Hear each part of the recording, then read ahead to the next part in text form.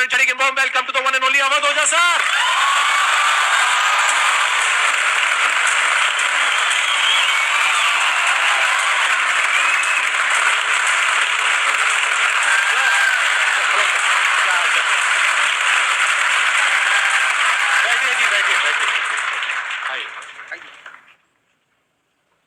इससे पहले कि ऑडियंस आपसे कुछ क्वेश्चंस पूछे, मेरे माइंड में एक क्वेश्चन आ रहा है।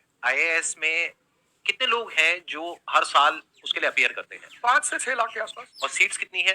1000 अप्रोक्सीमेटली। तो जिनका हो जाता है उनके बारे में तो सब बात करते हैं, जिनका नहीं होता है, जिन्होंने पूरी जान लगाई और जिनका नहीं हुआ, उनका क्या होता है? उनके रिश्तेदार उनकी चिंता करते हैं।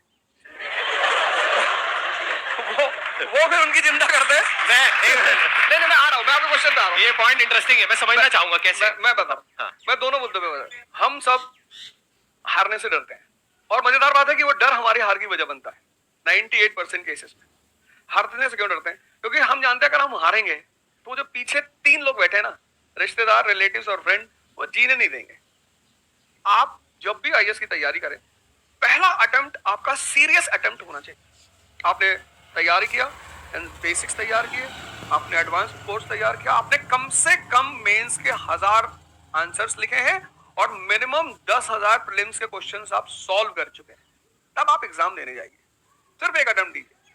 जिसने भी पहला अटेम्प्ट सीरियस दिया उसको दोबारा तैयारी नहीं करनी पड़ती, रिवीजन करना पड़ता है। भाई आप देखो ना, जितने सारे सेलेक्ट लड़के होते हैं उसमें बहुत सारे नौकरी कर रहे होते हैं, जॉब कर रहे होते हैं। कुछ लोग मुझसे पूछते हैं सर जॉब करते वक्त तैयारी हो सकती है? नहीं, जॉब करते वक्त तैयारी तो नहीं हो सकती, जॉब करते वक्त रिवीजन हो सकता है। 3 hours per day, 4 hours per day. तो मेरी एडवाइस ये है, क्योंकि ये एक बहुत रिस्की खेल है ये। मैं खुद ही बाहर हुआ और फिर मैं कितने लोगों को देखता हूं जो 5-5, 6-6 अटेम्प्ट के बाद बाहर होते हैं। तो जिनको भी इस गेम में शामिल होना है, एक अटेम्प्ट सीरियसली आपका होता है, बहुत अच्छा है। आपको मैक्सिमम रिस्क लेना है तो आप 2 ले लो, उसके बाद अपना काम शुरू करो जो आपका सेकंड लाइन थॉट था।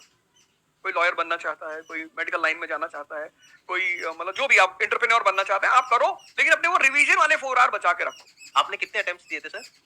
4 अटेम्प्ट्स आपने दिए थे। और आपने कहीं से कोचिंग ली थी, यानी लाखों रुपए दिए थे कोचिंग में? नहीं, तब लाखों नहीं थे, तब हजारों थे। अच्छा, हजारों रुपए आपने खर्च करे थे और आप एक मिडिल क्लास बैकग्राउंड से थे। तो टोटल 4 साल में आपका कितना पैसा लग गया होगा? रहना, खाना, पीना, और आपने तो पूरी तैयारी करी होगी, साथ में कुछ और नहीं किया होगा? I think so. कुछ नहीं किया। तो कितना आपका 4 साल में अच्छा खासा पैसा? 5-6 लाख रुपए लगे। 5-6 लाख रुपए उस समय लगे। आज के समय पे अगर किसी को कोचिंग लेनी है तो आई थिंक इससे 3-4 गुना, 5 गुना आराम से लगेगा। आराम से तो 15-20 लाख रुपए उस इंसान का लग गया, और वो है एक मिडिल क्लास बैकग्राउंड से। अब वो कहीं ऐसा तो नहीं कि वो ना यहाँ करा ना वहां करा 4-5 साल बाद? हाँ, वही मैंने कहा कि अब आप, हमारे समय तो ठीक था, अब आप रिस्क पूरा नहीं ले सकते। You have to be cautious. अब इनको कॉशियस होना पड़ेगा कि ठीक है, एक जैसे बड़े सारे लड़के क्या करते हैं, वो 1-2 अटेम्प्ट ऐसे ही देते हैं। अब तो इनके पास 6 अटेम्प्ट है। ओबीसी है तो और ज्यादा है, SC ST है तो और ज्यादा है। और मैं कहूंगा आप किसी भी कैटेगरी से आते हैं, आप 2 अटेम्प्ट से ज्यादा कभी मत मानिए। ये पॉइंट बहुत अच्छा है कि आइडियली आपको अपने माइंड में ये रखना है कि एक ही अटेम्प्ट है मेरे पास में, मैक्सिमम अगर आपकी फैमिली अफोर्ड कर सकती है तो 2 अटेम्प्ट है। उसके बाद में अपने काम पे ध्यान देना है और इसको एज अ रिवीजन की तरह देखना है, मतलब इसको साथ साथ में चलाना है।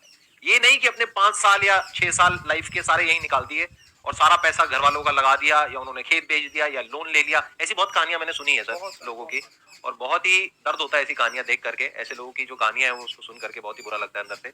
चलिए आगे बढ़ते हैं जी। Sir, I wanted to ask how to fight the basically fear that we feel. Like there are lot many fears that we face, not only in studies, but in each aspect of life there is some kind of fear. How to fight that? How to come back? How to have that courage in life? Fear बड़ी प्यारी चीज है। हमने कुछ words को बड़ा negative बना लिया है। जैसे अब बच्चा है 2 साल का, उसको तो फियर होता नहीं, उसे कुछ पता नहीं, उसने कोबरा देखा, जाके पकड़ लिया। वो तो बाद में घर वालों ने देखा तो पता चला कि भैया कोबरा पकड़ के घूम रहा है। लेकिन हम बड़े हो गए ना, अब हम कोबरा देखेंगे तो वो हमारी बॉडी की जो मैकेनिज्म है वो हमें वार्न करेगी, अलर्ट करेगी। That is natural fear. वो अच्छी चीज है।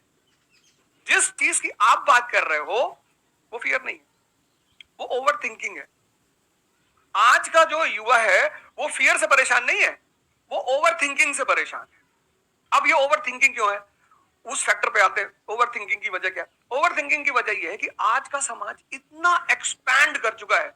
You are outside your house, तुमको तुम्हारी दोस्त मिल गई कि मैं कल लंदन से आई, क्या लाइफ है लंदन में यार, और मैं तो ये कर रही वो कर रही। आपको लगा हम ही पागल है यार, आईएएस की तैयारी कर रहे हैं। फिर शाम को किसी फ्रेंड का फोन आ गया कि मैं तो अब ऑस्ट्रेलिया जा रही हूं, मैं तो वहीं सेटल हो जाऊंगी। 90s में हमारे पास इतने स्कोप नहीं थे। हमारी जो लाइफ थी वहां ओवर थिंकिंग इसलिए नहीं थी, आपने भी सर देखा होगा, क्योंकि हमारे पास इतने स्कोप नहीं थे। आज तुम्हारी जनरेशन में यू हैव मल्टीपल फील्ड्स, मतलब इतने सारे फील्ड्स ओपन है। तो जब तुम घूम के चारों तरफ देखते हो और तुम देखते हो कि तुम्हारे ही साथ के लोग बड़ी सारी फील्ड में एक्सेल कर रहे हैं, काम कर रहे हैं, अर्न कर रहे हैं, तो तुम्हारा दिमाग भागना शुरू करता है। फिर क्या होता है, हमारे पेरेंट्स हमसे ज्यादा ओवर थिंकिंग करते हैं, क्योंकि बड़े हमको लेकर कॉशियस होते हैं। हाँ। एक हमने ओवर थिंकिंग की, हम अपना संभाल लें किसी तरह। हम घर के अंदर गए, मम्मी रो रही है कि वो निशा मिली थी, 20 लाख का पैकेज है उसका। दूसरा प्रेशर तुम्हारे ऊपर आ गया। ये जो प्रेशर हम मल्टीपल फेस करते हैं, तो एक तुम्हारा प्रेशर, एक माँ बाप का प्रेशर। पता लगा बुआ जी ने रात में फोन कर दिया, क्या कर रही हो जी? तुम सारे लोग प्रेशर से लड़ रहे हो इस वक्त, मल्टीपल फ्रंट पे। ये कोई फियर वर नहीं है। ये प्रेशर दूर कैसे होगा, इस पे थोड़ी सी बात कर ले। जहां इंटरनल ताकत है वहां कॉन्फिडेंस है। आज का युवा क्या कर रहा है? बादाम का तेल लगा रहा है, बादाम की क्रीम लगा रहा है, बादाम का साबुन लगा रहा है, खारा गुटका।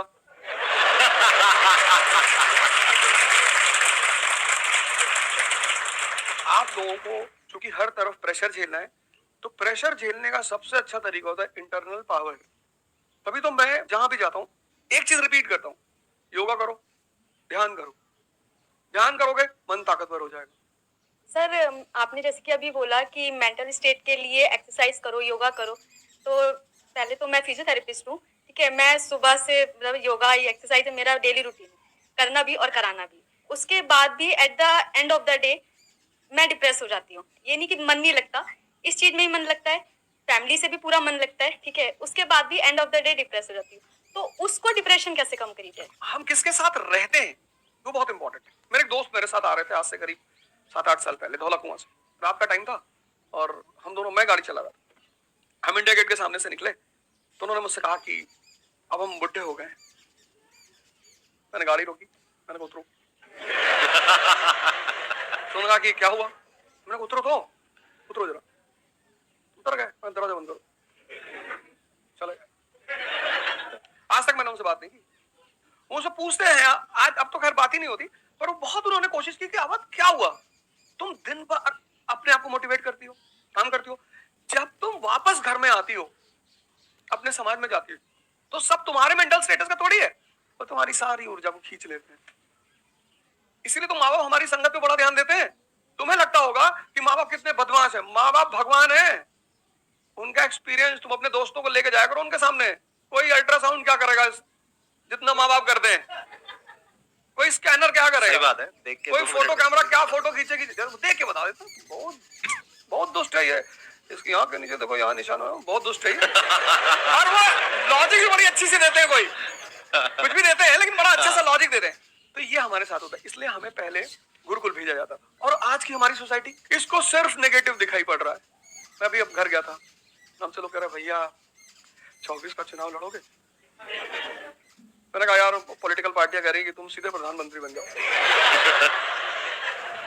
अननेसेसरी परेशान किए होगा, अननेसेसरी दूसरों से मत। और ये एक जगह का नहीं है, ये यूनिवर्सल हो चुका है। तुमने कह दिया कि मैं आईएएस की तैयारी कर रही हूं, पर नहीं होता किसी का। तिवारी जी की लड़की दी थी, 2 साल बाद पागल हुई। तुम इतने डिप्रेस समाज में रह रहे हो। वो तो महेश्वरी जी जैसे लोग हैं जिन्होंने बहुत लोगों को जिंदा कर रखा है।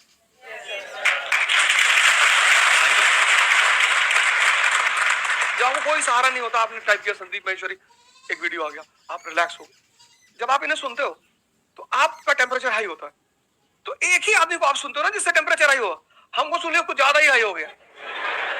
लेकिन 2 लोगों को छोड़ दो, 3 लोगों को छोड़ दो, 4 लोगों को, ऐसे 10-12 लोग हिंदुस्तान में है, पॉपुलेशन 1 बिलियन 50 करोड़।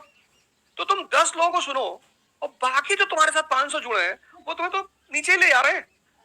इससे बचो, अपनी सर्कल को थोड़ा सा रिजर्व करो। तुम किससे बात करते हो, कौन सा लिटरेचर पढ़ते हो, लिटरेचर पर ध्यान दो। जैसे मैं रश्मिरथ पढ़ता रहता हूँ, खाली हुआ प्रसादों के कनकाब शिखर होते कबूतरों के ही घर। ये जो बड़े बड़े मकान है, कभी किसी बाज को यहाँ रहते हुए देखा? कबूतर रहते हैं। क्या लाइन नहीं नहीं, प्रसादों के कनकाब शिखर कितने, मतलब महलों के जो बड़े बड़े शिखर उसमें सिर्फ कबूतर रहते हैं। प्रसादों के कनकाब शिखर होते कबूतरों के ही घर, महलों में गरुड़ न